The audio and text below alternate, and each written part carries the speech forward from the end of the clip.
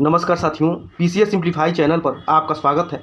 जो हम लोग यूपी पीसीएस और आरओ के लिए ध्येय आईएएस का टेस्ट कर रहे हैं, उसी में जो आज जो है कि दूसरा टेस्ट का तीसरा पार्ट है, ये तीसरा पार्ट है।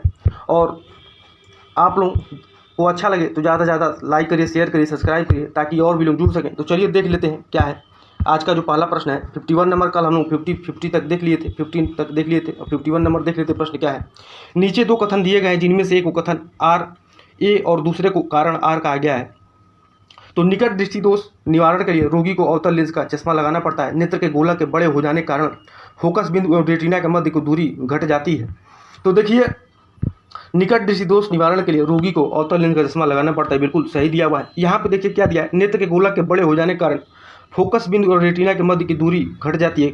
घट नहीं जाती बल्कि क्या हो जाता है, ये बढ़ जाता है। क्या हो जाता है, तो बढ़ जाता है। इसलिए क्या हुआ, ये गलत दिया हुआ है। तो इसका आंसर क्या हो जाएगा, इसका आंसर क्या हो जाएगा, तो 51 का सी हो जाएगा। और हम लोग थोड़ा सा लेंस के बारे में जाने, तो लेंस दो प्रकार के होते हैं, एक उत्तल लेंस होता है, एक उत्तल लेंस होता है। तो इसमें उत्तल लेंस में क्या होता है, तो उत्तल लेंस में देखें तो जो इसका केंद्र होता है, जैसे मान लीजिए उत्तल लेंस है, तो ये इसका जो केंद्र होता है ये मोटा होता है, और जो किनारे जो होते हैं वो क्या होते हैं, तो पतले होते हैं। ठीक है। और वही अवतल लेंस में देखा है, तो अवतल लेंस में क्या होता है, तो अवतल लेंस में क्या होता है, तो अवतल लेंस में बता दें कि जो बीच में ये जो अवतल लेंस होता है, बीच में क्या होता है, तो ये पतला होता है, और जो किनारे पे जो होता है, तो किनारों पे क्या होता है, तो ये मोटा होता है। और वही क्या है प्रश्न देखें तो, और निकट दृष्टि दोष को निवारण के लिए क्या किया, तो अवतल लेंस का प्रयोग किया जाता है। ठीक है, सही दिया है। और वही दूर दृष्टि दोष के लिए क्या किया, तो ये उत्तल लेंस का प्रयोग किया जाता है, हम लोग जाने। अब आगे देख लेते हैं क्या है प्रश्न। 52 नंबर प्रश्न देख लेते हैं क्या दिया है। सूची 1 को सूची 2 से सुमिलित रहता है, नीचे दिए गए कूट की सहायता से सही उत्तर चुनें। तो देखिए, एक और क्या दिया, एक और विटामिन दिया है, और एक और उससे जो रोग होते हैं, विटामिन की कमी से जो रोग होते हैं उसके बारे में दिया हुआ है।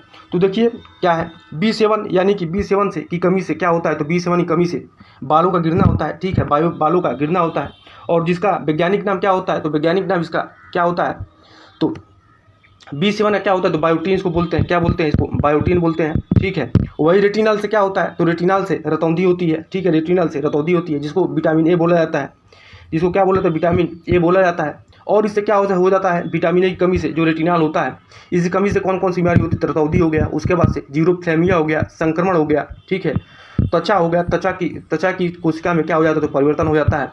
और इसके स्रोत क्या होते हैं, क्या क्या चीज़ें खाने से विटामिन ए मिलता है, तो गाजर है, जैसे कि गाजर है, हरी सब्जियां हैं, उसके बाद से दूध है, मक्खन है, अंडा है, ये सब चीज़ खाने से क्या होता है, तो विटामिन ए आपको भरपूर मिलता है।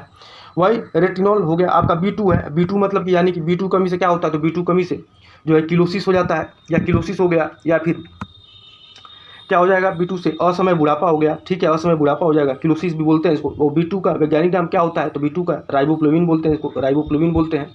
जिसकी कमी से क्या हो जाता है, तो किलोसिस भी होता है। और किसमें विटामिन B2 ज़्यादा मिलता है, तो ये पनीर है, अंडे हैं, ठीक है, यीस्ट है, मांस है, हरी पत्तियाँ हैं, ये सबसे मिलता है।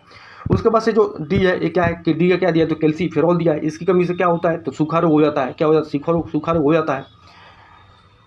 हो जाता है। तो हम लोग एक बार देख लेते हैं, जो है कि विटामिन ए यानी कि रेटिनॉल, विटामिन बी यानी कि थायमिन। और सबसे पहले बता दें कि विटामिन खोज किसने किया, तो विटामिन खोज फंक ने किया था। किसने किया था, फंक ने किया था। और विटामिन क्या होता है, तो ये कार्बनिक यौगिक होता है। क्या होता है, कार्बनिक यौगिक होता है। और बता दें कि विटामिन के बारे में और फैक्ट पूछता है कि जो है कि अब तक देखा है तो 20 प्रकार के विटामिन की खोज हो चुकी है। जो जल में घुलनशील कौन कौन से, तो BC हैं। ठीक है, बी और सी क्या है, जल में घुलनशील है। बाकी जो है कि ADE के क्या है, ADE के ये सब क्या है, तो वसा में घुलनशील है। ठीक है, और विटामिन डी को क्या कहा है, तो विटामिन डी को हार्मोन भी कहा जाता है। ठीक है, हार्मोन भी माना जाता है। तो हम लोग क्या देख रहे थे अभी, तो विटामिन B2 यानी कि राइबोफ्लेविन हो गया। ठीक है, विटामिन B3 यानी कि नियासिन या निकोटिनिक अम्ल हो गया। विटामिन B5 यानी कि पेंटोथेनिक अम्ल हो गया। विटामिन B6 यानी कि पायरिडॉक्सिन हो गया। इसी कमी से क्या क्या होता है, तो पायरिडॉक्सिन से तो रक्त छीड़ता है, चर्म संबंधी रोग है, पेशी ऐंठन है। विटामिन B7 तो बालों का टूटना है, B7 से यानी कि बायोटीन हो गया। विटामिन बी नाइन यानी कि फोलिक अम्ल, विटामिन बी नाइन यानी कि फोलिक अम्ल, इससे क्या होता है कि कमी से रक्त छिड़ता है, कुंठित वृद्धि है। विटामिन बी12 यानी कि साइनोकोबालामिन, रक्त छिड़ता है, तंत्रिका तंत्र की गड़बड़ियाँ हैं। विटामिन सी से क्या होता है तो एस्कॉर्बिक अम्ल होता है, ठीक है। विटामिन डी से कैल्सीफेरॉल, जो सूखा रोग हो जाता है इससे। विटामिन ई यानी कि टोकोफेरॉल, और इससे क्या होता है तो जनन क्षमता की कमी, जननांगता पेशियाँ कमजोर हो जाती हैं। विटामिन के यानी कि नेफ्थोक्विनोन या फिलोक्विनोन होता है। अब चलिए आगे देख लेते हैं क्या है। ये 52 नंबर प्रश्न था, तो इसका आंसर क्या हो जाएगा तो 52 क्या हो जाएगा तो 52 का बी हो जाएगा। क्या हो जाएगा 52 का बी इसका आंसर हो जाएगा, ठीक है। अब आगे देख लेते हैं क्या है प्रश्न। 53 नंबर प्रश्न क्या है देख लेते हैं। कालाजार के संदर्भ में निम्नलिखित कथनों पर विचार कीजिए। यह रोग लिसेमेनिया नामक प्रोटोजोआ से फैलता है, बिल्कुल सही दिया हुआ है। यह रोग क्यूलेक्स मच्छरों के क्या है, क्यूलेक्स मच्छरों के द्वारा फैलते हैं, तो क्यूलेक्स मच्छरों के नहीं बल्कि ये गलत दिया हुआ है, क्योंकि जो यह रोग है किससे फैलता है तो ये जो है कि किससे फैलता है तो ये जो बालू मक्खी होता है, क्या होता है बालू मक्खी होता है उसके द्वारा ये फैलता है, बालू मक्खी के द्वारा फैलता है।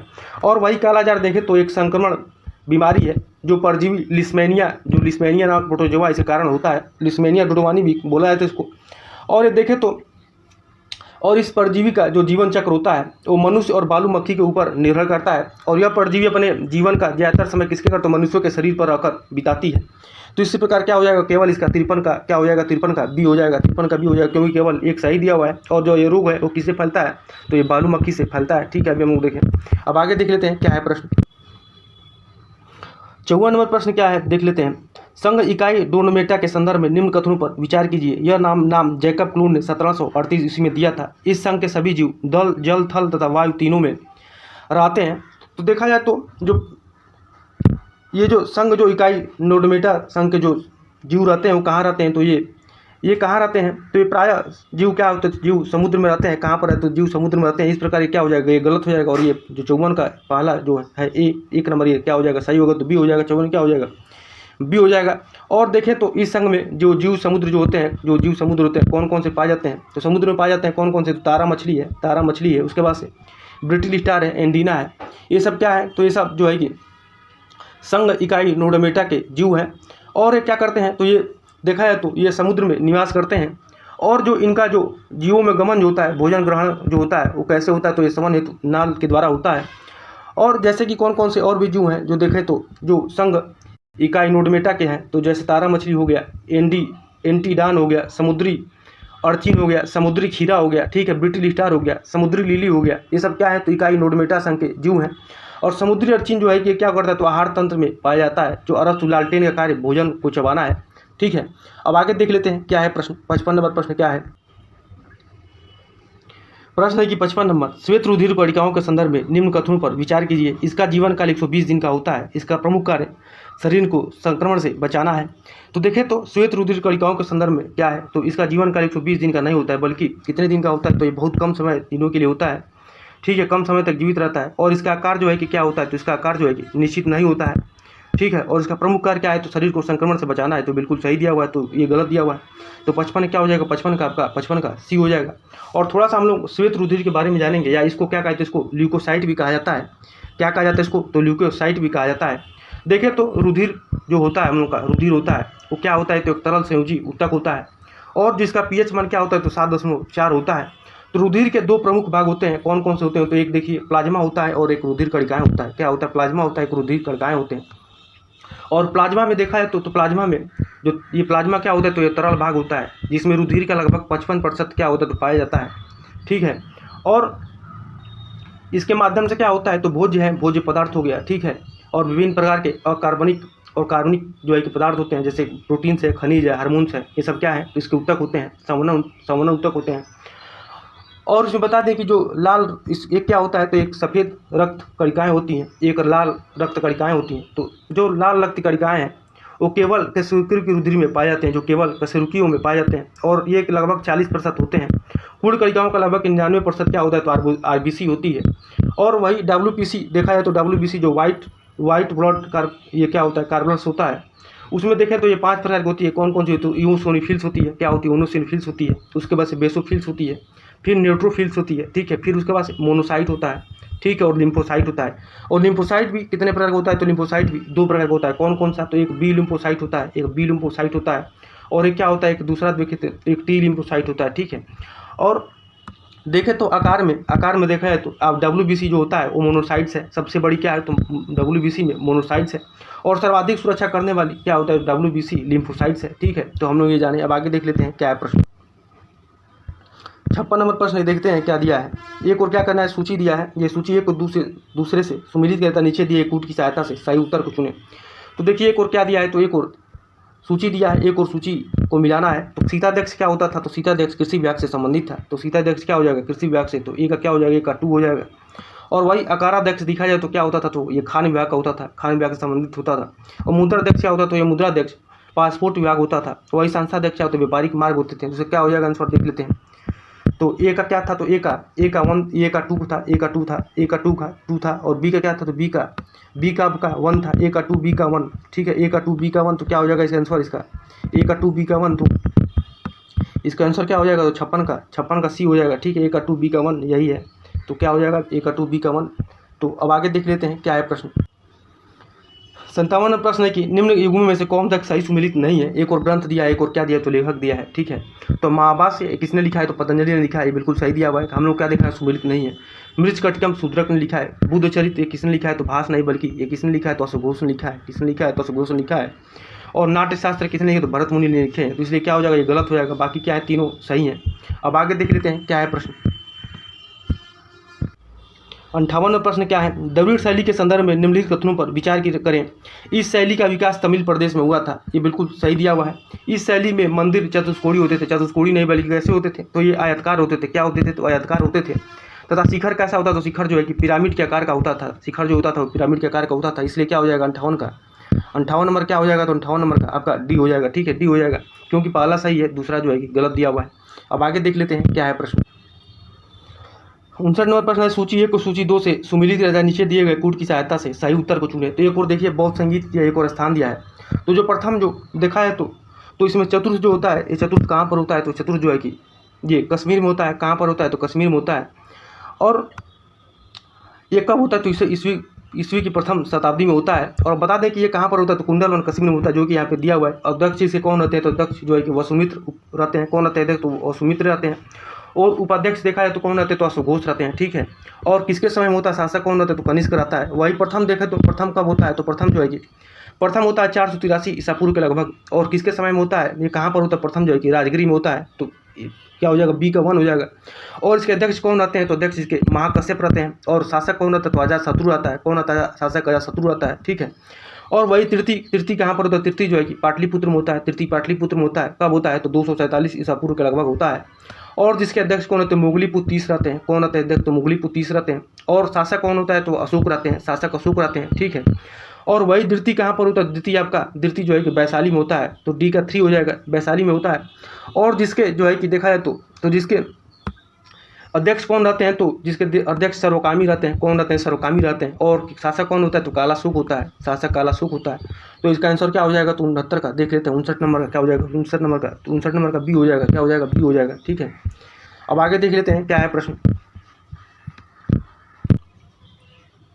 60 नंबर प्रश्न है कि निम्नलिखित में से कौन सा राज्य के उच्च न्यायालय का मुख्य क्षेत्राधिकार नहीं है। ए प्रारंभिक क्षेत्राधिकार, बी परामर्शी क्षेत्राधिकार, सी निरीक्षण का क्षेत्राधिकार, डी दिया है, डी क्या दिया है, तो डी दिया है अपीलीय क्षेत्राधिकार। तो देखें तो राज्य के उच्च न्यायालय का मुख्य क्षेत्राधिकार नहीं है। क्या नहीं है, तो परामर्शी क्षेत्राधिकार नहीं है। क्योंकि भारत के संविधान के अनुसार क्या है कि परामर्श संबंधी जो क्षेत्राधिकार है अनुच्छेद 143 में, आर्टिकल 143 में के तहत सर्वोच्च न्यायालय का, किसका है, तो सर्वोच्च न्यायालय का। इसलिए क्या हो जाएगा, ये ऑप्शन जो है गलत हो जाएगा।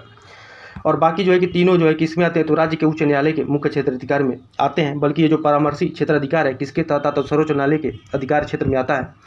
तो अब आगे देख लेते हैं, तो क्या हो जाएगा, 60 का बी हो जाएगा। अब आगे देख लेते हैं क्या है प्रश्न।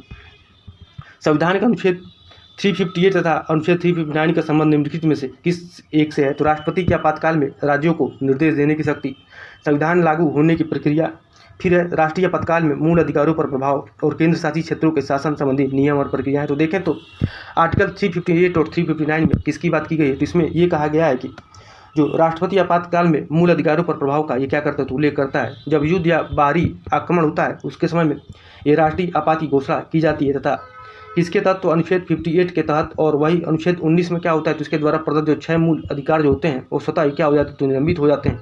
और वही अनुच्छेद 359 में क्या है तो इसके तहत मूल अधिकारों जो 21 से 25 तक है, 21 तथा 25 को क्या होता है छोड़कर जो बाकी जो मूल अधिकार हैं उसको क्या कहते तो निलंबन से संबंधित प्रावधान है। तो इसलिए 61 क्या हो जाएगा, 61 का सी हो जाएगा। तो राष्ट्रीय आपातकाल में मूल अधिकारों पर प्रभाव जो पड़ता है तो 61 क्या हो जाएगा, सी हो जाएगा। अब आगे देख लेते हैं क्या है प्रश्न। प्रश्न है कि निम्नलिखित कथनों में से कौन से सत्य हैं। संघ लोक सेवा आयोग के पास राज्य लोक सेवा आयोग के निरीक्षण की शक्ति है। संघ लोक सेवा आयोग तथा राज्य लोक सेवा आयोग ने अपने अपने कार्यों के लिए एक दूसरे से क्या है तो स्वतंत्र है। तो देखें तो संघ लोक सेवा आयोग के पास राज्य लोक सेवा आयोग के निरीक्षण की शक्ति है, बिल्कुल गलत दिया हुआ है। संघ लोक सेवा आयोग तथा राज्य लोक सेवा आयोग अपने अपने कार्यों के लिए एक दूसरे से स्वतंत्र है, बिल्कुल सही दिया हुआ है। तो क्या हो जाएगा 62 का आपका क्या हो जाएगा, 62 का आपका 62 का बी हो जाएगा। ठीक है, 62 नंबर क्या हो जाएगा, बी इसका आंसर हो जाएगा। क्यों हो जाएगा देख लेते हैं। आर्टिकल 325 के तहत क्या है, संघ एवं राज्यों के लिए एक लोक सेवा आयोग का गठन का प्रावधान किया गया। किसके तहत तो आर्टिकल 325 के तहत। ये दोनों अपने लिए क्या करेंगे तो कार्य करेंगे और एक दूसरे से क्या है देखा है तो ये स्वतंत्र होते हैं। वही संघ लोक सेवा आयोग क्या करता है तो राज्य लोक सेवा आयोग का निरीक्षण बल्कि नहीं करता है, इसलिए क्या हो जाएगा आपका ऑप्शन केवल दूसरा जो है कि सही है और ये पहला जो है कि क्या है गलत दिया हुआ है। अब आगे देख लेते हैं क्या है प्रश्न। 63 नंबर क्या है प्रश्न। सूची 1 को सूची 2 से सुमिलित तथा नीचे दिए गए कूट की सहायता से सही उत्तर चुनिए। तो देखिए क्या है, अनुच्छेद 1 और दिया एक 20 विशेष प्रावधान राज्य को दिए हुए हैं। तो 371 में क्या है तो महाराष्ट्र और गुजरात से संबंधित बातें की गई हैं। 371 में क्या हो जाएगा तो ए का 2 हो जाएगा। और वही 371 क में क्या है तो 371 क में नागालैंड से संबंधित बातें की गई हैं। तो 371 में क्या हो जाएगा 4 हो जाएगा, बी का 4 हो जाएगा। 371 ख में क्या है तो 371 ख में असम से संबंधित बातें की गई। वही 371 क में क्या है तो मणिपुर से संबंधित है। ठीक है, तो देख लेते हैं ए का 2 और सी का 3, ए का 2 सी का 3 देख लेते हैं किसमें है। ए का 2 और क्या हो जाएगा ए का 2 सी का 3, तो क्या हो जाएगा इसका जो है कि 63 नंबर क्या हो जाएगा तो 63 का डी हो जाएगा। क्या हो जाएगा आंसर इसका 63 का डी हो जाएगा। ठीक है, 63 का डी हो जाएगा आंसर इसका, क्योंकि ए का 2 बी का 3 में मिल रहा है। अब आगे देख लेते हैं क्या है प्रश्न। प्रश्न है कि मतदाताओं द्वारा 18 वर्ष की आयु पर मताधिकार का पहली बार प्रयोग कब किया गया था तो 1971 में, बी दिया 1981 में, सी दिया 1989 में, डी दिया 1990 में। तो कब किया तो 1989 में। कब किया तो 1989 में। किसके तो 61वें संविधान संशोधन 1988 द्वारा मताधिकार की आयु 21 वर्ष से घटाकर क्या किया तो 21 वर्ष से घटाकर 18 वर्ष कर दिया गया, जो 28 मार्च कब तो 28 मार्च 1989 को प्रभावी हुआ। और मतदाताओं द्वारा 18 वर्ष की आयु में पहली बार मताधिकार का प्रयोग कब किया तो नवंबर 1989 में संपन्न जो 9वीं लोकसभा का चुनाव था, आम चुनाव था, उसमें किया गया था। अब आगे देख लेते हैं क्या है प्रश्न। दिनेश गोस्वामी समिति का संबंध निम्नलिखित में से किससे था तो ए दिया है मौलिक अधिकार से, बी दिया है मौलिक कर्तव्य से, सी दिया है जनजातीय क्षेत्रों का प्रशासन से, डी दिया है चुनाव सुधार से। तो देखें तो दिनेश गोस्वामी समिति का संबंध किससे है तो चुनाव सुधार से संबंधित है। और ये कब अध्यक्षता की तो 1990 के लगभग इस समिति का गठन किया गया था और इनका संबंध किससे है तो चुनाव सुधारों से है। अब आगे देख लेते हैं क्या है प्रश्न। 66 नंबर प्रश्न है कि निम्नलिखित कथनों पर विचार करें। कोल्डियावा से चावल के साक्ष्य मिले हैं, ये बिल्कुल क्या है देखा जाए तो ये सही दिया हुआ है। ठीक है, ये सही है, कोल्डियावा से चावल के साक्ष्य मिले हैं। वही सराय नहर से क्या है, सराय नहर से कराय का उत्खनन बी डी मिश्रा ने कराया था। ये भी ये देखें तो ये भी क्या है, ये क्या दिया हुआ है तो ये भी सही है, ये भी सही है। ठीक है, ये क्या दिया है यहाँ पे फिर से एक बार देख लेते हैं। तो सराय नहर का उत्खनन बी डी मिश्रा ने कराया था, तो बी डी मिश्रा ने नहीं बल्कि किसने कराया था तो ये के पी ओझा ने कराया था। सराय नहर को किसने कराया तो के पी ओझा ने कराया था। इस प्रकार ये क्या हो जाएगा, गलत हो जाएगा। वही लौरा देव गोरखपुर जिले में है, तो ये लौरा देव कहाँ पर है तो ये भी गलत दिया हुआ है, क्योंकि गोरखपुर में नहीं बल्कि कहाँ पर है तो संत कबीर नगर में। कहाँ पर है तो संत कबीर नगर जिले में है। वही भारतीय उपमहाद्वीप में देखें तो कृषि के जो प्राचीनतम शास्त्र थे ये कहाँ से मिलता है तो ये चावल का प्राचीनतम शास्त्र भी यहीं से मिलते हैं भारतीय महाद्वीप में। और दमदमा से 41 मानव सौदाओं के साक्ष्य मिले हैं, तो ये भी सही दिया हो। तो क्या हो जाएगा इसका आंसर देखें तो 66 का क्या हो जाएगा, सी हो जाएगा। क्या हो जाएगा 66 का सी हो जाएगा, क्योंकि 1 और 4 इसमें क्या है सही दिए हुए हैं। ठीक है, अब आगे देख लेते हैं क्या है। 67 नंबर प्रश्न क्या है, एक और क्या दिया है तो स्कंदगुप्त के अभिलेख के संदर्भ में सूची 1 को सूची 2 से सुमिलित करें तथा नीचे दिए गए कूट की सहायता से सही उत्तर चुने। एक और क्या दिया तो अभिलेख दिया, एक और स्थान दिया है। तो कौन सा अभिलेख कहाँ पर है, तो काहोम स्तंभ लेख ये कहाँ पर है, तो काहोम का स्तंभ लेख ये गोरखपुर में है। कहाँ पर है, गोरखपुर में है, तो ए का 3 हो जाएगा। गढ़ता अभिलेख कहाँ पर है, तो ये प्रयागराज में है, तो क्या हो जाएगा, बी का 4 हो जाएगा। ए का 3 क्या हो गया, ए का 3 बी का 4। और भीतरी स्तंभ ये अभिलेख कहाँ पर है, तो भीतरी अभिलेख आपका कहाँ पर है, तो ये गाजीपुर में है, ठीक है, गाजीपुर में। वही इंदौर ताम्रपत्र कहाँ पर, तो बुलंदशहर में है, तो क्या हो जाएगा, ए का 3 बी का 4 और डी का 2 और सी का 1, ठीक है। ए का 3 बी का 4 देख लेते हैं, ए का 3 बी का 4 और सी का 1 डी का 2। तो आपका आंसर इसका क्या हो जाएगा, तो इसका आंसर बी हो जाएगा। क्या हो जाएगा, 67 का क्या हो जाएगा आंसर इसका, बी हो जाएगा, ठीक है। अब आगे देख लेते हैं क्या है प्रश्न। 68 नंबर प्रश्न क्या है, देख लेते हैं। प्रश्न है कि नीचे 2 कथन दिए गए हैं, जिनमें से एक को कथन ए और दूसरे को कारण आर कहा गया है। वर्ष 1860 में अलीगढ़ में साइंटिफिक सोसाइटी की स्थापना हुई। कारण क्या दिया है, इसका उद्देश्य कला और विज्ञान पर पश्चिमी कार्यों का स्थानीय भाषाओं में अनुवाद करना और पश्चिमी शिक्षा को बढ़ावा देना था। तो देखिए तो कौन सा इसमें कौन सा कथन क्या देखना है इसमें, तो कौन सा कथन इसमें कथन और कारण वाले प्रश्न है। तो ये सब प्रश्न आजकल ज़्यादा आने लगे हैं। तो देखें तो अलीगढ़ में साइंटिफिक सोसाइटी की स्थापना कब होता है, तो 1860 में नहीं बल्कि 1864 में होता है। किसके द्वारा, तो सर सैयद अहमद खान जी के द्वारा स्थापित होता है, ठीक है। और इसका उद्देश्य क्या है, तो कला और विज्ञान पर पश्चिमी कार्यों का स्थानीय भाषाओं में अनुवाद करना है और पश्चिमी शिक्षा को बढ़ावा देना। तो ये बिल्कुल सही दिया हुआ है, इसलिए क्या हो जाएगा इसका 68 का। 68 का आपका ए वाला कथन गलत दिया हुआ है और परंतु आर क्या है इसका सही है, तो 68 का क्या हो जाएगा, डी हो जाएगा। अब आगे देख लेते हैं क्या है। 69 नंबर प्रश्न है कि अमीर खुसरो के संदर्भ में निम्नलिखित कथनों पर विचार करें। इनका जन्म 1253 ईस्वी में कासगंज जिले में हुआ था।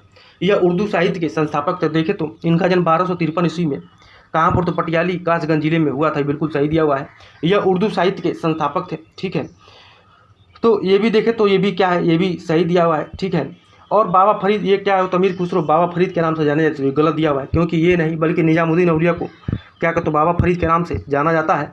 भारत में गजल गीत शैली को लेकर है, तो ये भी सही दिया हुआ। तो क्या हो जाएगा इसका आंसर, इसका क्या हो जाएगा 69 का ये हो जाएगा, ठीक है। अब आगे देख लेते हैं। और बता दें कि अमीर खुसरो को तूतिए हिंद के नाम से भी जाना जाता है और इन्हें भारत की आवाज़ भी कहा गया है।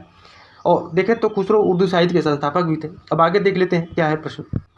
इसमें देखिए क्या है प्रश्न, सूची 1 को सूची 2 से सुमिलित किया जाए, नीचे दिए गए कूट की सहायता से सही उत्तर चुनें। तो देखिए क्या दिया है, तो एक और जो है कि शास्त्रीय नृत्य दिया है, एक और राज्य दिए हैं। तो कथक कहाँ पर होता है, तो ये इजी प्रश्न है। कथक कहाँ पर होता है, तो ये कथक जो है कि बता दें कहाँ पर होता है, तो उत्तर प्रदेश में होता है। कहाँ पर कथक, उत्तर प्रदेश में। मोहिनीअट्टम कहाँ पर, तो केरल में। सतरिया कहाँ पर, तो ये असम में। कुचिपुड़ी कहाँ पर, तो आंध्र प्रदेश में। तो ये क्वेश्चन इजी था। अब आगे देख लेते हैं 71 नंबर प्रश्न क्या है, देख लेते हैं। सूची 1 को सूची 2 से सुमिलित करें तथा नीचे दिए गए कूट की सहायता से सही उत्तर चुने। तो एक और क्या दिया, एक और भारत के जलप्रपात दिया, एक और अवस्थिति दी है। तो तुषारगिरी जलप्रपात कहाँ पर है, तो एक केरल में। कहाँ पर है, केरल में। कुद्रालम में कहाँ पर है, तो कुद्रालम भी तमिलनाडु में। वही वानतांग कहाँ पर है, तो वानतांग आपका मिजोरम में है, ठीक है। और दूध सागर कहाँ पर है, तो गोवा में है। तो क्या हो जाएगा, ए का आपका ए का 4 हो गया, क्या होगा, ए का 4 हो गया, ठीक है। और बी का क्या हो जाएगा, तो बी का आपका बी का 3 हो जाएगा। ए का 4 बी का 3 देख लेते हैं किसमें, ए का 4 बी का 3 इसमें, ए का 4 बी का 3। तो आपका आंसर क्या हो जाएगा इसका 71 का आपका सी हो जाएगा। क्या हो जाएगा, 71 का आपका सी हो जाएगा, ठीक है। अब आगे देख लेते हैं क्या है प्रश्न। प्रश्न है कि निम्नलिखित युगों में से कौन सा एक सही सुमिलित नहीं है। सीन नदी इंग्लिश चैनल में गिरती है, ये बिल्कुल सही दिया हुआ है, ठीक है। ओडर नदी बाल्टिक सागर में गिरती है, ये भी सही दिया हुआ है। निस्तर नदी कैस्पियन सागर में गिरती है, बल्कि ये यूक्रेन कहाँ पर गिरती है, तो ये यूक्रेन और वह माल्डोवा की सीमा बनाती है। और ये कहाँ पर गिरती है, तो ये काला सागर में गिरती है। कहाँ पर, तो काला सागर में गिरती है, इसलिए क्या हो जाएगा, ये गलत हो जाएगा। बल्कि डान नदी ये जो सागर में गिरती है, बिल्कुल सही दिया हुआ है। तो क्या हो जाएगा 72 का सी हो जाएगा, क्योंकि इसमें कौन सा सही सुमिलित नहीं है, देखना था। अब आगे देख लेते हैं क्या है प्रश्न। प्रश्न है 73 नंबर के नीचे 2 कथन दिए गए हैं, जिनमें से एक को कथन ए और दूसरे को कारण आर कहा गया है। पश्चात मेघ है चक्रवात के आगमन के सूचक होते हैं। पश्चात मेघ धरातल से कम ऊंचाई पर स्थित घने व विस्तृत बादल होते हैं। तो देखें तो जो पश्चात मेघ आते हैं ये चक्रवात के आगमन के सूचक होते हैं, बिल्कुल सही दिया हुआ है, ठीक है। और वही ये आसमान पर अधिक ऊंचाई पर सफ़ेद रेशम की भांति क्या होते हैं, तो कोमल व छितराए हुए मेघ होते हैं। और ये हिमकणों से बने होते हैं। किसके बने होते हैं, हिमकणों से बने होते हैं। इसलिए क्या होता है इसमें देखें तो इसमें वर्षा नहीं होती है। वही चक्रवात के आगमन के क्रम में सबसे पहले यही मेघ दिखाई देते हैं। इसलिए क्या है, ये मेघ जो है कि चक्रवात आगमन के सूचक होते हैं। और ये कहाँ पर होते हैं, तो अधिक ऊंचाई पर होते हैं, न कि कम ऊंचाई पर होते हैं। इसलिए क्या हो जाएगा, ये गलत हो जाएगा। तो 74 क्या हो जाएगा, 73 का देख लेते हैं आगे इसमें क्या दिया है। तो 73 का आपका क्या हो जाएगा, 73 का ये हो जाएगा। 73 का सी नंबर हो जाएगा सही इसका, क्योंकि ये सही है परंतु क्या है, आर गलत है। अब आगे देख लेते हैं क्या है प्रश्न। सूची 1 को सूची 2 से सुमिलित रहता है, नीचे दिए गए कूट की सहायता से सही उत्तर को चुने। तो देखिए एक और क्या दिया है, एक और उसके उद्योग दिए हैं, एक और केंद्र दिए हैं। तो शायद दूसरी वीडियो में हमने पूरा औद्योगिक जो है उसको आपको रिवाइज कराया था आप लोगों को। तो डेट्राइट में क्या होता है, डेट्राइट में बता दें कि वहाँ पे क्या बनता है, तो मोटर कार, तो ए का क्या हो जाएगा, ए का 2 हो जाएगा। वही उटावा में क्या होता है, तो कागज उद्योग है, उटावा में क्या है, तो कागज उद्योग है। बर्मिंघम में क्या है, तो लौह इस्पात है, ठीक है, क्या हो जाएगा, सी का 4 हो जाएगा। और कोपेनहेगन में क्या है, डेयरी उद्योग है, तो डी का 3 हो जाएगा। तो इसका आंसर क्या हो जाएगा, ए का 2, बी का 1 और सी का 4, डी का 3। ए का 2, बी का 1, सी का 4, डी का 3 क्या हो जाएगा आपका आंसर इसका। तो आंसर देखें तो 74 का सी हो जाएगा, क्या हो जाएगा 74 का बी हो जाएगा, सॉरी 74 क्या हो जाएगा, बी हो जाएगा। अब आगे देख लेते हैं क्या है प्रश्न। 75 नंबर प्रश्न क्या है, सूची 1 को सूची 2 से सुमिलित करें तथा नीचे दिए गए कूट की सहायता से सही उत्तर को चुने। एक और क्या दिया, तो एक और स्थानांतरण कृषि दिया, एक और क्षेत्र दिए उसके। तो देखें तो मिल्पा कहाँ पर होता है, तो मिल्पा आपका मेक्सिको में, कहाँ पर, तो मेक्सिको में होता है। और बता दें ये कहाँ पर, तो मेक्सिको में, मध्य अमेरिका में होता है। कहाँ पर, तो मध्य अमेरिका में खेती हस्तांतरित कृषि होती है। वही चेन्नई कहाँ पर, तो चेन्नई आपका श्रीलंका में होता है। तमराई कहाँ पर होता है, तमराई आपका थाईलैंड में होता है। कहाँ पर, थाईलैंड में होता है। वही कैंगिंग कहाँ पर, तो कैंगिंग आपका फिलीपींस में होता है। तो इसका आंसर क्या हो जाएगा 75 नंबर का। तो 75 नंबर का आंसर क्या हो जाएगा, ए का 2 और बी का 3, ए का 2 बी का 3। तो क्या हो जाएगा आपका 75 नंबर का बी हो जाएगा, क्या हो जाएगा 75 नंबर का बी आपका आंसर हो जाएगा, ठीक है, 75 नंबर का बी हो जाएगा। तो चलिए एक बार हम लोग जो है कि जो स्थानांतरित कृषि हैं जो विश्व के, उसके बारे में देख लेते हैं कौन कौन से कृषि हैं। तो एक बार आप लोगों को रिवीजन करा देते हैं, चूँकि वीडियो लंबा होगा लेकिन आप लोग धैर्य बनाए रखिएगा। तो रे जो है कि देखा है, तो रे कहाँ पर होता है, तो ये वियतनाम और लाओस में होता है। कहाँ पर होता है, वियतनाम और लाओस में होता है। वही टेबी कहाँ पर होता है, टेबी आपका मालागासी क्षेत्र में होता है। कहाँ पर, टेबी जो है कि जो नाम होता है ये कृषि क्षेत्र होता है, ये मालागासी में होता है। वही मसोले कहाँ पर होता है, मसोले आपका कांगो क्षेत्र में होता है, जो कांगो जारी नदी घाटी क्षेत्र है वहाँ पर होता है। वही बल्कि बता दें कि फैंग जो है कि फैंग कहाँ पर होता है, तो फैंग आपका भूमध्य अफ्रीकी देश के पास होता है। लोगन कहाँ पर होता है, तो लोगन जो है कृषि होती है जो कहाँ पर होती है, तो ये पश्चिमी अफ्रीका में होती है। कहाँ पर, तो पश्चिमी अफ्रीका में होती है। और कोनूल एक होता है, कोनूल और कोमिले कहाँ पर होता है, मेक्सिको में होता है। कहाँ पर होता है, मेक्सिको में होता है। मिल्पा कहाँ पर, तो मिल्पा भी हम लोग देखे हैं मेक्सिको और मध्य अमेरिकी देश के पास होता है। वही एक इचालू होता है, इचाली या इचालू कहाँ कहीं मिलता है, तो ये कहाँ पर होता है, तो ये ग्वाटेलूप में होता है। कहाँ पर होता है, तो ग्वाटेलूप में होता है। कोनुको कहाँ पर होता है, कोनुको भी आपका वेनेजुएला में होता है। कहाँ पर, तो कोनुको वेनेजुएला में होता है। और रोका कहाँ पर होता है, रोका खेती आपका, रोका कृषि कहाँ पर होती है, तो ये ब्राज़ील में होता है। चेतेमिनी कहाँ पर होता है, चेतेमिनी आपका युगांडा, जाम्बिया और जिम्बाब्वे में होता है। कैंगिन कहाँ पर होता है, फिलीपींस में होता है। कैंगिन फिलीपींस में होता है। तुंगिया कहाँ पर होता है, तुंगिया खेती जो है कि म्यांमार और बर्मा में होता है। चेन्ना कहाँ पर होता है, चेन्ना भी हम देखें, चेन्ना श्रीलंका में होता है। चेन्ना कहाँ पर होता है, तो ये श्रीलंका में होता है। लेदांग कहाँ पर, तो जावा और इंडोनेशिया में होता है। कहाँ पर, तो लेदांग और जावा और इंडोनेशिया में होता है। वही बता दें जो तमराई होता है, तमराई कहाँ पर, तो थाईलैंड में होता है। अभी हम देखें। और हुमा कहाँ पर, तो जावा और इंडोनेशिया में होता है। कहाँ पर, तो जावा एवं इंडोनेशिया में होता है। वही एक बार हम लोग भारत के जो विभिन्न भागों में स्थानांतरित कृषि के नाम है उसको बारे में देख लेते हैं। तो इससे प्रश्न खूब बनता है। तो झूम कहाँ पर होता है, तो झूम जो है कि आपका उत्तर पूर्वी भारत में होता है। कहाँ पर होता है, उत्तरी पूर्वी भारत में होता है। बीवर और डाइयार कहाँ पर होता है, बीवर और डाइयार बुंदेलखंड संभाग उत्तर प्रदेश में होता है। दीपा कहाँ पर, दीपा आपका बस्तर जिला क्षेत्र में होता है। कहाँ पर होता है, दीपा जो है कि बस्तर जिला क्षेत्र में होता है। जारा और एरका कहाँ पर होता है, जारा और एरका आपका दक्षिण भारतीय राज्य में होता है। बन्ना कहाँ पर होता है, बन्ना आपका दक्षिण पूर्वी राजस्थान में होता है। पोडू कहाँ पर होता है, पोडू आपका आंध्र प्रदेश में होता है। कहाँ पर, तो आंध्र प्रदेश में होता है। कुमारी कहाँ पर होता है, तो कुमारी आपका केरल के पश्चिमी घाट के पर्वतीय क्षेत्र में होता है। कमान कहाँ पर होता है, कमान विंगा और पोडू ये सब धावी कहाँ पर होते हैं, भी उड़ीसा में होता है। ठीक है, तो हमने विश्व के जो स्थानांतरित कृषि उसके बारे में जाने और भारत के जो विभिन्न भागों में स्थानांतरित कृषि के नाम उसके बारे में जाने। अब आगे देख लेते हैं क्या है प्रश्न। 76 नंबर प्रश्न है कि निम्नलिखित में से कौन सा एक सौर परिवार से संबंधित नहीं है। ए क्षुद्र ग्रह दिया है, बी ग्रह दिया है, सी धूमकेतु दिया है, सी डी निहारिका दिया है। तो ये क्या है, सौर परिवार से संबंधित नहीं है। तो निहारिका के बारे में जानेंगे। तो निहारिका क्या है, तो सौरमंडल का जनक माना जाता है और आकाशगंगा के निर्माण की शुरुआत हाइड्रोजन गैस से बने विशाल बादल के संचयन से होता है, जिसे हम लोग क्या कहते हैं, जिसे हम निहारिका कहते हैं। जबकि सौर परिवार में सूर्य ग्रह, उपग्रह, क्षुद्र ग्रह, धूमकेतु व धूल पर क्या होते हैं, तो गैस सम्मिलित होते हैं सौर परिवार में, बल्कि निहारिका क्या होता है, सम्मिलित नहीं होता है। अब आगे देख लेते हैं क्या है प्रश्न। भूमध्य रेखा के संबंध में देखना है। भूमध्य रेखा निम्नलिखित में किस देश से होकर नहीं गुजरती है। तो क्या दिया है, ए ब्राज़ील दिया है, बी क्या दिया है, बी मेक्सिको दिया है। ठीक है, बी मेक्सिको दिया है। वही बी केन्या दिया है, सी मेक्सिको दिया है और डी इंडोनेशिया दिया है। तो बता दें जो भूमध्य रेखा है कहाँ से नहीं गुजरती है, तो ये मेक्सिको से होकर नहीं गुजरती है, बल्कि कहाँ से गुजरती है, तो कांगो हो गया, कांगो है। ठीक है, इंडोनेशिया है, ब्राज़ील है, ब्राज़ील से ठीक है गुजरता है। उसके बाद से ब्राज़ील के बाद से सोमालिया है, सोमालिया से तथा कोलंबिया से तथा मालदीव से होकर के गुजरता है भूमध्य रेखा। अब आगे देख लेते हैं क्या है प्रश्न। नीचे दो कथन दिए गए जिनमें से एक को कथन ए और दूसरे को कारण आर कहा गया है। ठीक है, अभिकथन क्या है, तो महाद्वीपों के पश्चिमी उष्णकटिबंधीय क्षेत्रों में विस्तृत मरुस्थल पाए जाते हैं। ये बिल्कुल सही दिया हुआ है देखें तो। और वही कारण क्या है, महाद्वीपों के पश्चिमी भाग पर पूर्वी व्यापारिक पवनें चलती हैं और पश्चिमी तटों पर महासागर की ठंडी धाराएं बहती हैं। देखें तो ये भी सही दिया हुआ है, ठीक है, ये भी सही दिया हुआ है। तो क्या हो जाएगा आपका आंसर इसका?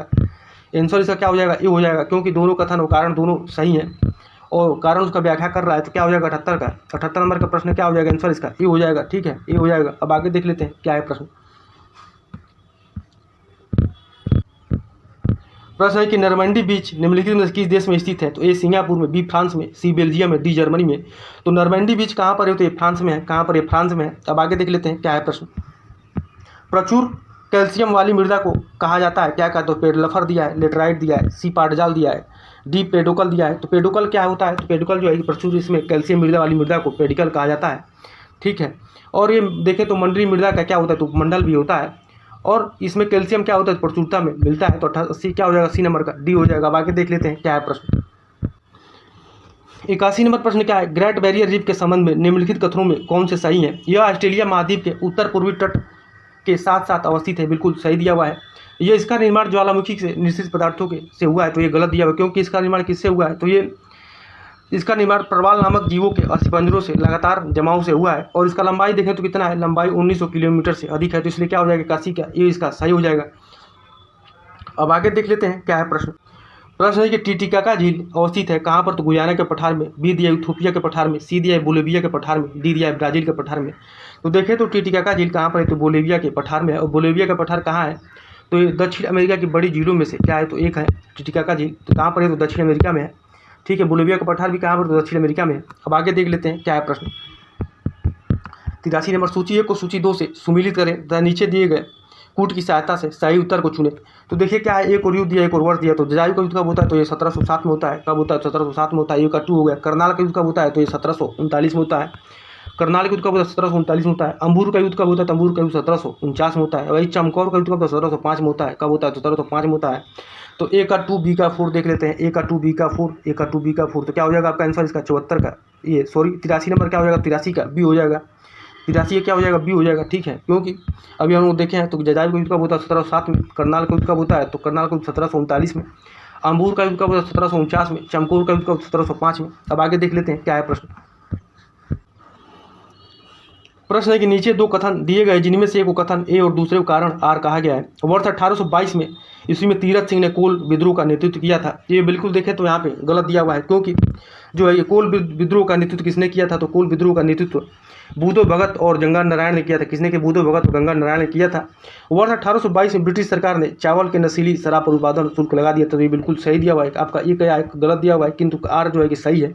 तो इसे क्या हो जाएगा? 84 नंबर का। 84 नंबर क्या हो जाएगा? तो 84 का डी हो जाएगा, क्योंकि जो है कि ये गलत दिया हुआ है और आर सही है। तो 84 क्या हो जाएगा? डी हो जाएगा। अब आगे देख लेते हैं क्या है प्रश्न। प्रश्न है कि सूची 1 को सूची 2 से सुमिलित रहता है। नीचे दिए गए कूट की सहायता से सही उत्तर को चुने। एक और समाचार पत्र पत्रिकाएं दी, एक और क्या दिया? तो एक और भाषा दिया है। क्या दिया? एक और भाषा दिया है। तो जो कलकत्ता गजट था वो किस भाषा में थी? तो ये अंग्रेजी में छपता था। किस में छपता था? तो ये अंग्रेजी में छपता था। वही दी समाचार प्रेस किस में होता था? तो ये गुजराती में होता था। किस में होता था? तो ये गुजराती में होता था, ठीक है। तो ये क्या हो जाएगा? बी का 3 हो जाएगा। दिग्दर्शन किस में होता? दिग्दर्शन आपका बांग्ला में होता था। दिग्दर्शन बांग्ला में होता था। वही जो बम्बई दर्पण एक किस में होता? तो मराठी में होता था। तो क्या हो जाएगा आपका? ए का 4 हो जाएगा। ए का 4 हो जाएगा। बी का क्या हो जाएगा? बी का 3 हो जाएगा। ए का 4, बी का 3, ए का 4, बी का 3। और उसके बाद बम्बई दर्पण किस में होता है? तो मराठी में। तो बी का 1, ए का 4, बी का 3 और डी का 1 हो जाएगा। तो आपका आंसर क्या हो जाएगा इसका? बी हो जाएगा। क्या हो जाएगा? 85 का, बी हो जाएगा। अब आगे देख लेते हैं क्या है प्रश्न। भारत को तलवार के बल पर विजित किया गया है और तलवार के बल पर इसे अधीन रखेंगे। एक कथन किसका है? तो ए दिया है लॉर्ड कर्जन का, बी दिया है लॉर्ड एल्गिन प्रथम का, सी दिया है लॉर्ड मिंटो द्वितीय का, डी दिया है लॉर्ड एल्गिन द्वितीय का। तो किसने ये किसका कथन है? तो किसने कहा था ये बातें? तो लॉर्ड एल्गिन प्रथम में कहा था। 86 का, बी हो जाएगा। और इसका टाइम पीरियड देखो तो 1894 से 99 ईस्वी तक थे ये। 1894 से 99 ईस्वी में घोषणा करते हैं कि हमने भारत को तलवार के रूप उन तलवार के बल पर विजित किया गया और तलवार के बल पर इसको क्या किया जाएगा? इसको अधीन रखेंगे। अब आगे देख लेते हैं क्या है प्रश्न। प्रश्न है कि नीचे 2 कथन दिए गए जिनमें से एक को कथन ए और दूसरे को कारण आर कहा गया है। वर्ष 1885 ईस्वी में बम्बई प्रेसिडेंसी एसोसिएशन की स्थापना हुई और फिरोज शाह मेहता इसके संस्थापक सदस्यों में से एक थे, ठीक है। तो ये बिल्कुल सही दिया हुआ है, बिल्कुल सही दिया हुआ है। संगठन का मुख्य उद्देश्य क्या है? सरकार को सरकारी नीतियों के लिए सुझाव देना था। तो ये देखें तो यहाँ पे गलत दिया हुआ है, क्योंकि इसका मुख्य उद्देश्य क्या था? तो ये रणनीतिक विचारों का प्रचार प्रसार करना था। क्या? तो मुख्य उद्देश्य क्या था? तो रणनीतिक विचारों का आचार प्रचार करना था। और देखें तो 1885 जो बम्बई प्रेसिडेंसी एसोसिएशन की स्थापना होती है उसमें और कौन कौन से सदस्य थे, तो फिरोज शाह मेहता का नाम तो आता ही है जो संस्थापक थे। और भी कौन कौन लोग थे, तो बरुद्दीन तैयब जी थे, केटी तेलंग का भी नाम आता है। उसके बाद से काशीनाथ त्रयंबकम थे, ये लोग थे जो आएगी जो ये फिरोज शाह मेहता भी इनके साथ थे और ये संस्थापक भी थे। अब आगे देख लेते हैं क्या है प्रश्न। 88 नंबर प्रश्न है कि निम्न पर विचार करें, क्या है उपरोक्त राज्यों में उनके शहरी जनसंख्या के हिसाब से और वही क्रम में व्यवस्थित करें। तो ये और क्या दिया, उत्तर प्रदेश, फिर महाराष्ट्र, फिर पश्चिम बंगाल, फिर तमिलनाडु। तो बता दें क्या हो जाएगा, तो कि क्या देखना है, तो शहरी जनसंख्या के हिसाब से और वही क्रम में, और वही यानी कि घटते क्रम में देखना है। तो देखें तो सबसे पहले महाराष्ट्र में क्या देखना है, तो महाराष्ट्र में सबसे ज़्यादा जनसंख्या है, तो 13 है, तो 13.47 मिलियन है। उसके बाद से उत्तर प्रदेश में कितना है, तो वो 11.79 मिलियन। उसके बाद से तमिलनाडु में 9.25। उसके बाद से पश्चिम बंगाल में तो कितना 7.71 मिलियन वो है। तो देख लेते हैं क्या हो जाएगा इसका आंसर, तो क्या हो जाएगा 2 हो जाएगा, सबसे पहले 2 हो जाएगा। उसके बाद से एज का आंसर हो जाएगा क्योंकि 2 हो जाएगा, उसके बाद से 1 हो जाएगा, फिर उसके बाद से तमिलनाडु हो जाएगा, उसके बाद से पश्चिम बंगाल तो सबसे बाद में हो जाएगा, तो ये 7.71 है, इसलिए क्या हो जाएगा 88 नंबर का ये हो जाएगा। अब आगे देख लेते हैं क्या है प्रश्न। इकोलॉजिकल फुटप्रिंट की अवधारणा के विकास का श्रेय किसको जाता है, तो देखें तो ए दिया है विलियम इरिस को, बी दिया है फार्मैन को, सी दिया है ओडेम को और डी दिया है हुल्ट को। तो बता दें जो इकोलॉजिकल फुटप्रिंट की अवधारणा के विकास का श्रेय किसको जाता है, तो विलियम इरिस को जाता है। अब आगे देख लेते हैं क्या है प्रश्न। निम्नलिखित युगों में से कौन सा एक सही सुमेलित नहीं है। उत्तर प्रदेश का सबसे कम आबादी वाला जिला क्या है, महोबा है। उत्तर प्रदेश का न्यूनतम 10 की वृद्धि दर वाला जिला कानपुर है। उत्तर प्रदेश का न्यूनतम जनसंख्या घनत्व वाला जिला क्या है, तो ललितपुर है। तो देखें तो ये तीनों कथन सही दिए, तो क्या हो जाएगा, सभी जो है कि सही सुमेलित हैं। अब आगे देख लेते हैं क्या है प्रश्न। प्रश्न 91 नंबर के सीमांत अस्थायी सुविधा दर के संदर्भ में सत्य कथन का चयन करें। आरबीआई ने पहली बार वित्तीय वर्ष 2011 से MSF की घोषणा की थी, तो बिल्कुल सही दिया हुआ है। MSF की दर रेपो रेट में 1% क्या है, अधिक होता है। क्या होता है, तो 1% अधिक होता है। यहाँ पे क्या दिया है, कम दिया है, तो इसलिए क्या हो जाएगा, गलत हो जाएगा। ये इसका सही हो जाएगा क्योंकि पहला कथन इसका सही है। अब आगे देख लेते हैं क्या है प्रश्न। इसमें क्या है प्रश्न देख लेते हैं। 92 नंबर है, सूची को सूची 2 से सुमेलित किया जाता है नीचे दिए गए कोड की सहायता से। सही उत्तर को चुने। तो एक और पुस्तक पत्रिका दिया, एक और लेखक और प्रकाशक का दिए हैं, तो कौन इसके लेखक थे और प्रकाशक थे। तो द इंडियन सोशलॉजिस्ट कौन लिखा है, तो श्याम जी कृष्ण वर्मन लिखा है। तो क्या हो जाएगा, ये का 1 हो जाएगा। ठीक है। अनहाइलिगेशन ऑफ कास्ट किसका है, तो डॉक्टर भीमराव अम्बेडकर जी का है। फिर आगे देखते हैं क्या है। इंडियन डिवाइडेड किसका है, तो ये इंडियन डिवाइडेड राजेंद्र प्रसाद का है। इंडियन स्ट्रगल किसका है, तो सुभाष चंद्र बोस का है। तो ए का 1, बी का 2, सी का 3, डी का 4 हो जाएगा। तो इसका आंसर क्या हो जाएगा, तो 92 का ये हो जाएगा। अब आगे देख लेते हैं क्या है प्रश्न। बैकग्राउंड रेडिएशन के बारे में निम्नलिखित कथनों में कौन सा सही है। ये क्या होता है, यह इरादतन विकिरण स्रोत के प्रवेश करने के कारण होता है। यह केवल कृत्रिम स्रोतों से उत्पन्न होता है। यह मानव स्वास्थ्य के लिए लाभदायक है। यह हर समय हर स्थान पर मौजूद होता है। तो बैकग्राउंड रेडिएशन के बारे में क्या सही है, तो देखें तो यह क्या होता है, तो यह हर समय हर स्थान पर क्या होता है, तो मौजूद रहता है। 93 क्या हो जाएगा, डी हो जाएगा। क्या हो जाएगा 93 का नंबर का प्रश्न का आंसर डी हो जाएगा, क्योंकि ये प्राकृतिक और कृत्रिम दोनों स्रोतों से उत्पन्न होता है। क्या, तो बैकग्राउंड रेडिएशन। अब आगे देख लेते हैं क्या है प्रश्न। चोल काल में कुर्रम शब्द प्रयुक्त होता था किसके लिए, मंदिर निर्माण के लिए, मंदिर निर्माण शिल्पी के लिए, राज्य आश्रित संगीतकारों के लिए, सी दिया ग्राम संघ के लिए, डी दिया व्यापारियों की सभा के लिए। तो बता दें चोल काल में कुर्रम शब्द प्रयुक्त होता है किसके लिए, तो ग्राम संघ के लिए। किसके लिए, तो ग्राम संघ के लिए। तो क्या हो जाएगा 94 का सी हो जाएगा। अब आगे देख लेते हैं क्या है प्रश्न। प्रश्न है कि उत्तर प्रदेश भूमि सुधार निगम की स्थापना कब की गई थी, तो ए दिया 1975 में, बी 1985 में, सी 1978 में, डी दिया 1999 में। तो कब हुआ, तो उत्तर प्रदेश भूमि सुधार निगम की स्थापना 1978 में होता है। कब होता है, 1978 में होता है। अब आगे देख लेते हैं क्या है प्रश्न। कांग्रेस के प्रति लॉर्ड कर्जन की नीति थी क्या थी, इसे गैर कानूनी क्या था, तो इसे गैर कानूनी घोषित कर दिया जाए, बी दिया इसका अस्तित्व समाप्त कर दिया जाए, सी दिया इसका सहयोग प्राप्त किया जाए, डी दिया इसको कानूनी मान्यता दी जाए। तो कांग्रेस के प्रति लॉर्ड कर्जन की नीति क्या थी, तो इसके अस्तित्व को समाप्त कर दिया जाए। ठीक है। अब आगे देख लेते हैं क्या है प्रश्न। 20 सेंटीग्रेड पर जल में ध्वनि की चाल होती है लगभग कितना, तो 330 मीटर पर सेकेंड, 800 मीटर पर सेकेंड, 150 मीटर पर सेकेंड, डी दिया है 5000 मीटर पर सेकेंड। तो बता दें जो 20 सेंटीग्रेड जल में ध्वनि की चाल कितना, तो 150 मीटर पर सेकेंड के लगभग होता है। अब आगे देख लेते हैं क्या है प्रश्न। सिनाई प्रायद्वीप के संदर्भ में सत्य कथनों की पहचान करें। यह लाल सागर तथा अदन की खाड़ी के मध्य स्थित है। यह एशिया में स्थित मिस्र का एकमात्र क्षेत्र है। तो देखिए सिनाई प्रायद्वीप के बारे में क्या देखना है कि यह लाल सागर तथा अदन की खाड़ी के मध्य और स्थित है। तो ये गलत दिया हुआ है। ठीक है, क्योंकि जो सिनाई प्रायद्वीप है कहाँ पर है, तो ये भूमध्य सागर तथा लाल सागर, किसके मध्य है, तो भूमध्य सागर तथा लाल सागर के मध्य अवस्थित है, न कि अदनी खाड़ी के मध्य, ठीक है। इसलिए क्या हो जाएगा, ये गलत हो जाएगा। और सिनाई प्रायद्वीप क्या एक त्रिकोणीय प्रायद्वीप भी है और यह एशिया में स्थित मिस्र का एकमात्र क्षेत्र है। और यह प्रायद्वीप क्या है, तो सुएज नहर के पूर्व से अकाबा की खाड़ी तक क्या हुआ है, तो फैला हुआ है। कहाँ से, तो प्रायद्वीप सुएज नहर के पूर्व से अकाबा की खाड़ी तक फैला हुआ है। तो क्या हो जाएगा आपका आंसर इसका, तो आंसर इसका क्या हो जाएगा, तो आपका 97 का 97 क्या हो जाएगा, बी हो जाएगा। क्या हो जाएगा, 97 का बी हो जाएगा, ठीक है। अब आगे देख लेते हैं क्या है प्रश्न। निम्नलिखित युगों में से कौन सा एक सही सुमेलित नहीं है, कहीं कौन सा इसमें सही सुमेलित नहीं है, तो सापेक्षता का सिद्धांत एक और खोज दिया, एक और खोजकर्ता दिया है। तो सापेक्षता का सिद्धांत किसने दिया, तो आइंस्टीन ने दिया था, ये बिल्कुल सही दिया हुआ है। दाब का नियम किसने दिया, तो पास्कल ने दिया था। ट्रांसफर की खोज किसने किया, तो वाटरमैन दिया है, तो ये गलत दिया हुआ है, क्योंकि ट्रांसफर का खोज किसने किया था, तो ये किसने किया था, तो ये फैराडे ने किया था। किसने किया, तो फैराडे ने किया था, ठीक है। और ग्रामोफोन का किसने खोज किया, तो एडिसन ने किया था, बिल्कुल सही दिया हुआ, तो इसलिए क्या हो जाएगा, गलत हो जाएगा।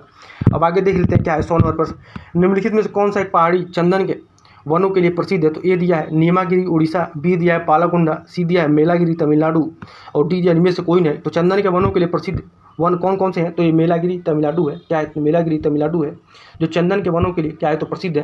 तो आज के लिए हम इतना ही रखते हैं, चूँकि वीडियो लंबा हो जाएगा, कल मिलते हैं फिर, ठीक है। आप लोगों को अच्छा लगे तो ज़्यादा से ज़्यादा लाइक करिए, शेयर करिए, सब्सक्राइब करिए, ताकि और भी लोग जुड़ सकें। तो आज के लिए इतना ही, बहुत बहुत धन्यवाद।